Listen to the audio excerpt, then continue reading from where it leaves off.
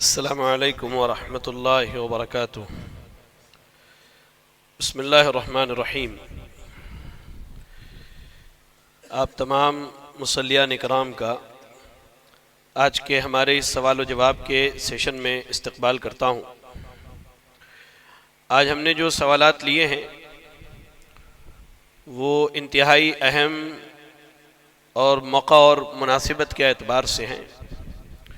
آج کا پہلا سوال ہے کہ سفید بالوں میں الرجی کی وجہ سے مہندی نہیں لگا سکتے تو کیا پرماننٹ 1 سال والا کلر لگا سکتے ہیں کالے رنگ سے بچتے ہوئے؟ جی، مثال کے طور پر کسی کو الرجی کی پریشانی ہے اور سر میں مہندی لگانے یا داڑھی میں مہندی لگانے کی صورت میں وہ الرجی کا شکار ہو جائے تو کیا وہ مہندی کے علاوہ کسی دوسری چیز سے اپنے سر کے بال یا داڑھی کو رنگ سکتا ہے کالے رنگ سے بچتے ہوئے؟ تو اس بارے میں یاد رکھیں کہ کالا رنگ جو ہے اس سے بچنا چاہیے۔ اہل علم نے کالے رنگ کے خضاب کو لگانا کبیرہ گناہ میں شمار کیا ہے۔ دیکھیں، صحیح مسلم کی حدیث ہے، سیدنا ابو بکر صدیق رضی اللہ تعالی عنہ کے والد جو ہیں ابو قحافہ، ان کی عمر زیادہ ہو گئی تھی، بوڑھے ہو چکے تھے، تو اللہ کے نبی صلی اللہ علیہ وسلم کے پاس ان کو لایا گیا تو آپ نے دیکھا تو ان کے سر اور داڑھی کے بال جو ہیں بالکل سفید ہو چکے تھے۔ آپ نے کہا اذهبوا به الى بعض ازواجه او الى بعض نسائه، کہا کہ انہیں ان کے گھر کی عورتوں کے پاس لے جائیں اور کسی چیز سے داڑھی اور سر کے بال کو رنگ دیں، ہاں کالے رنگ سے پرہیز کریں۔ تو اس حدیث کے اندر کئی فائدے ہیں۔ پہلی چیز یہ کہ اللہ کے نبی نے کہا کہ اسے کسی چیز سے رنگ دو، تو یہاں یہ پتہ چلتا ہے کہ مہندی کے علاوہ بھی چیزوں سے بالوں کو رنگا جا سکتا ہے۔ بات سمجھ میں آئی؟ کیا کہا؟ بشیئن، یہ عام چیز ہے، نکرہ ہے، کسی چیز سے رنگ دو۔ تو مہندی کے علاوہ بھی کسی چیز سے بال کو رنگا جا سکتا ہے۔ ہاں کہا وَجَنِّبُوهُ السَّوَادَ، کالے رنگ سے بچانا۔ تو مہندی کے علاوہ کسی بھی چیز سے رنگتے ہیں تو کالے رنگ سے پرہیز کرنا چاہیے۔ بات سمجھ میں آئی؟ تو آج کل جو مارکیٹ میں کلرز وغیرہ آتے ہیں آپ ان کا استعمال کر سکتے ہیں، لیکن کالے رنگ سے بچیے۔ یہاں 2-4 نقطے خصوصی طور پہ میں نوجوانوں کو بتا دوں، اور ایسے رنگوں سے بھی بچیں جس رنگ کا خصوصی طور پر استعمال اہل کفر، اہل شرک یا یہود و نصارہ کرتے ہیں۔ مثال کے طور پہ نوجوان ماشاءاللہ شکل صورت اچھی ہے اور زیادہ خوبصورت دکھنے کے لیے سر کے بال گولڈن کلر کا کروا لیتا ہے۔ آپ دیکھیں وہ کلر عموماً یہود و نصارہ استعمال کرتے ہیں، یہ ناچنے والے، گانے والے، اور یہ ناچنے والی اور گانے والی عورتیں اس طرح کے بال کلر کرواتی ہیں۔ یاد رکھیں ایسے رنگوں سے بچیں جو یہود و نصارہ یا کفار جن رنگوں کا استعمال کرتے ہیں اپنے بالوں کو رنگنے کے لیے، خاص کر کے یہ فلم انڈسٹری والے۔ اچھا، دوسری بات بہنوں کے تعلق سے، بال اگر سفید ہو تب انہیں رنگنا ہے۔ اگر اللہ نے کالے نیچرلی دیے ہیں تو ان کو زیادہ خوبصورت اور اسمارٹ دکھنے کے لیے الگ الگ کلروں میں رنگنا شریعت نے اس سے منع کیا ہے۔ تو جو بہنیں ہائی لائٹ کرواتی ہیں، اب آپ کہیں گے شیخ کو کیسے معلوم کہ عورتیں ہائی لائٹ کر؟ یار ہمارے گھر میں بھی عورتیں ہیں، ہمارے گھر میں بھی بہنیں، ہماری بیویاں ہیں۔ تو جو بہنیں ہائی لائٹ کرواتی ہیں، تھوڑا یہاں تھوڑا یہاں تھوڑا یہاں، جو بھائی ہائی لائٹ کرواتے ہیں مرغوں کی طرح، تو یاد رکھیں شریعت نے اس سے منع کیا ہے۔ آپ کے کالے بال ہیں نیچرلی، آپ رکھیں، آپ اس میں ہی خوبصورت دکھتے، تبھی تو اللہ نے ایسا رکھا ہے، آپ اسی میں خوبصورت دکھتے اس لیے اللہ نے ایسا رکھا۔ سفید ہو جائے 2-4-10 بال سفید ہو جائے یا داڑھی کے بال تو آپ اسے کلر کر سکتے ہیں، حرج کی بات نہیں، لیکن کالے رنگ سے بچتے ہوئے۔ ہاں، عورتیں جو عموماً بیوٹی پارلر جا کر کے کلر کرواتی ہیں وہاں بھی جانے سے بچنا چاہیے۔ اب تو یونی سیکس جو ہے کیا کہتے ہیں اس کو، اسپا وغیرہ شروع ہو گئے، مرد عورت سب مخلوط ہیں، یا ایسے بیوٹی پارلرز میں جہاں کافرہ عورتیں کافرہ عورتیں کام کرتی ہیں وہاں بھی جانے سے عورتوں کو بچنا چاہیے، کیونکہ ان کے سامنے بھی ان کا بال کھولنا جائز نہیں ہے۔ یہ بنیادی باتیں ہیں جو میں آپ کو نصیحتاً بتلا رہا ہوں، سوال سے بالکل الگ ہے، لیکن ضرورت ہے ان باتوں کی اس لیے بتلا رہا ہوں۔ اس لیے کوشش کریں کہ ایسی چیزوں سے بچیں جو شریعت کی مخالفت جس سے ہوتی ہے، اس سے ہم اللہ کی ناراضگی کو مول لیتے ہیں۔ دوسرا سوال، اگر وطر کی دعا رکوع سے پہلے بھول گئے تو کب پڑھیں، اور کیا بغیر وطر کے دعا کے نماز وطر ہو جاتی ہے؟ جی ہاں، وطر کی دعا اگر رکوع سے پہلے بھول گئے تو رکوع کے بعد پڑھ لیجئے، رکوع کے بعد پڑھ لیجئے، ایک آپشن ہے۔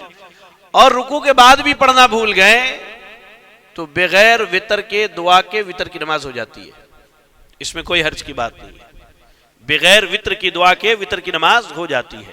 ہاں، اس میں ایک شق اور ہے، بعض لوگ جنہیں وطر کی دعا یاد نہیں ہے، جب وہ اکیلے نماز پڑھتے تو کیا کرتے ہیں، کچھ لوگ کہتے ہیں 3 مرتبہ قل اللہ احد پڑھ لو، کچھ لوگ کہتے ہیں سبحان اللہ الحمدللہ الحمدللہ اللہ۔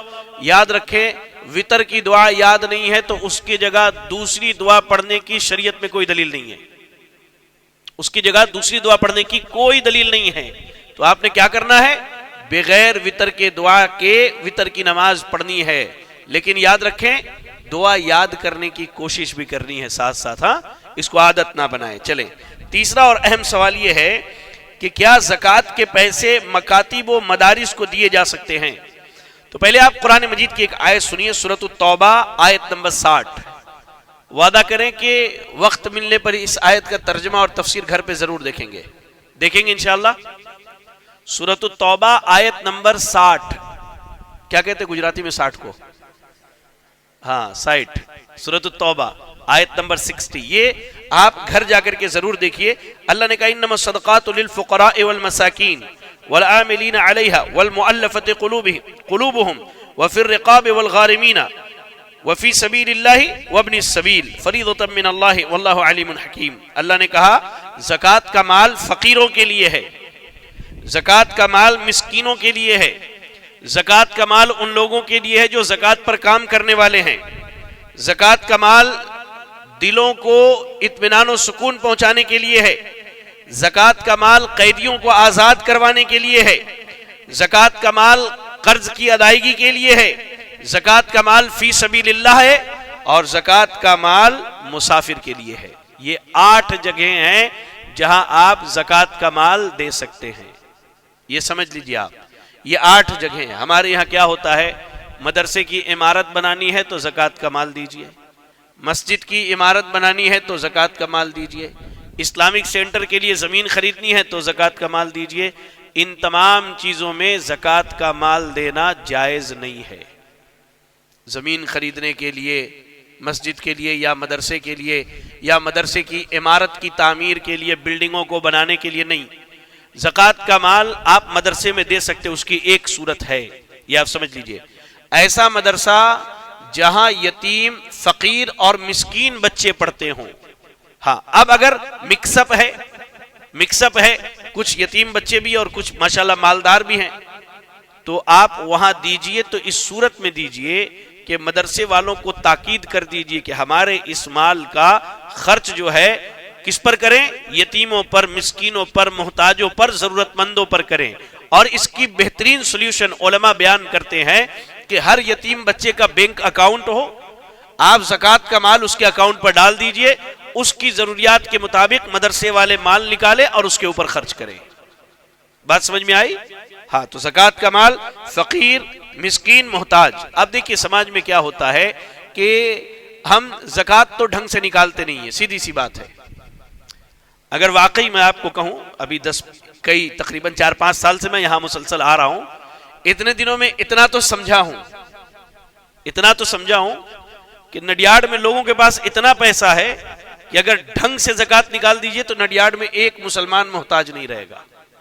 لیکن ہم کو سود پسند ہے، حرام مال پسند ہے، کیا کرتے ہیں، بینکوں میں جمع کرتے ہیں، وہاں سے جو آتا ہے اس کے لیے یو ٹرن مار کے آتے ہیں، کیا بولتے ہیں، ارے بینک سے فائدہ آیا ہے یار، بینک والوں نے بزنس کر کے منافع دیا ہے۔ وہ آپ سے بزنس کے پیپر سائن نہیں کرواتا ہے، وہ آپ سے میوچول فنڈ میں، وہ آپ سے لائف انشورنس میں سود کے پیپر سائن کرواتا ہے، وہ آپ سے بزنس کے پیپر سائن نہیں کر، خام خیالی میں نہیں رہیے گا، ذہن صاف کر لیجئے آپ. یاد رکھیں سودی نظام کو مٹائیں، عزت سے احترام سے اپنے مال کا زکوٰۃ نکالیں. اور ہاں کسی کے پاس بہت زیادہ سود کا مال جمع ہے تو سماج میں گھوم کے دیکھے اس کا کون بھائی سودی معاملات میں پھنسا ہے، وہ پیسہ اٹھا کر کے اس کی مدد کر دے اور اس کے سود کے معاملات کو ختم کر دے. لیکن ایک شرط پہ، جس کی مدد کر رہا ہو اسے بار بار سود لینے کی عادت نہ ہو. اب وہ عادت بنا لے کہ میں بار بار سود پہ پیسے لوں اور لوگ میری مدد کرتے رہیں، تو ایسے آدمی کی ہرگز مدد مت کیجیے. لیکن اللہ نے مال دیا ہے تو آپ سود کا پیسہ جو آ رہا وہ اٹھائیے اور کسی مسلمان کے سود کا معاملہ پھنسا ہوا ہے اس کو حل کروانے کی کوشش کیجیے. اور بھی اس کے کئی راستے اور طریقے ہیں جہاں وہ مال خرچ کیا جا سکتا ہے. کہنے کا مقصد یہ ہے کہ زکوٰۃ کے سسٹم کو لائیے. یہ اسلامی سسٹم کا ایک مضبوط پلر ہے جسے آج ہماری اکثریت اہمیت نہیں دیتی ہے. آپ اسے اہمیت دیجئے. یہ مال آپ کا اپنا ذاتی نہیں ہے، یہ زمین، یہ جائیداد، یہ پراپرٹی مال آپ کا اپنا ذاتی ہوتا آپ اپنے ساتھ قبر میں لے کے جاتے. آپ کا عمل اپنا ذاتی ہے، آپ کا جسم اپنا ذاتی ہے، آپ اپنے ساتھ قبر میں لے کر کے جاتے ہیں. آپ اپنا مال لے کر کے نہیں جاتے ہیں. تو اس مال کو اللہ کی راہ میں خرچ کیجئے. مر جائیے گا آپ کے پیچھے آپ کے بچے ڈسکو میں جا کر کے ناچیں گے آپ کے پیسے سے، معذرت کے ساتھ. آپ کی بیٹیاں بے حیائی کریں گی آپ کے مال کے ساتھ. مرنے سے پہلے اپنے لیے کچھ اچھا کر کے جائیے. اور سب سے اچھا یہ ہے کہ زکوٰۃ وقت پر نکالیے. فقراء کو، مساکین کو، محتاجوں کو، ضرورت مندوں کو، اگر کوئی قید ہے جیلوں میں بند ہے اس کی گردن آزاد کروائیے. مسافروں کو دیجئے، جو لوگ ضرورت مند ہیں جو زکوٰۃ کے مستحق ان کو دیجئے. اور مدارس میں دینا ہے، میری ذاتی رائے، آپ کو معلوم ہے نا آپ کے محلے کا کون بچہ یتیم ہے مدرسے میں پڑھتا ہے، آپ اس کا بینک اکاؤنٹ کھلوائیے اور اپنے زکوٰۃ کے مال وہاں پر ڈال دیجئے اور ہر مہینے اس کی ضرورت کے مطابق اس کو خرچ دیجئے. لیکن عمارت بنانے، بلڈنگ بنانے کے لیے، آفیسز بنانے کے لیے، اسلامک سینٹر بنانے کے لیے لوگوں نے قرآن کو اپنے من مطابق ڈھال کر کے استعمال کرنا شروع کر دیا ہے. اس لیے اس طرح کے امور میں آپ سے مال طلب کرتے ہیں. اللہ سے دعا ہے کہ اللہ رب العالمین ہمیں حلال طریقے سے مال کمانے اور حلال راستوں میں خرچ کرنے کی توفیق عطا فرمائے. آمین. وآخر دعوانا الحمدللہ رب العالمین. جزاکم اللہ خیرا. السلام علیکم ورحمۃ اللہ وبرکاتہ.